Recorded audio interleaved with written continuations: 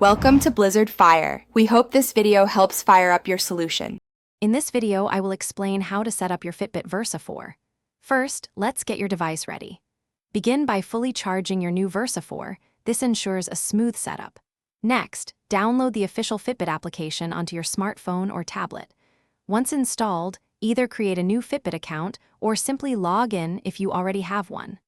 Finally, make sure your phone's Bluetooth is turned on, as this is essential for connecting your device.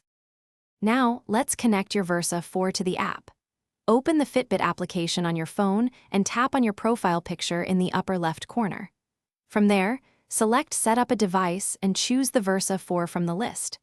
The app will guide you through the pairing process. You will see a 4-digit code appear on your Versa 4's screen.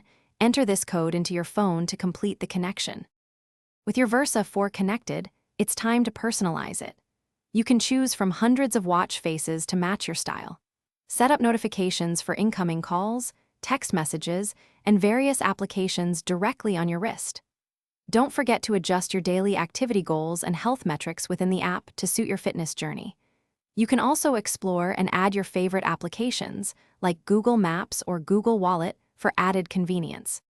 To get the most from your Versa 4, learn to navigate its bright touchscreen and single physical button. Explore its over 40 exercise modes and built-in GPS for accurate workout tracking, even without your phone. You'll appreciate its impressive battery life, typically lasting up to 6 days with normal usage. Remember that features like the always-on display or continuous GPS use will reduce this.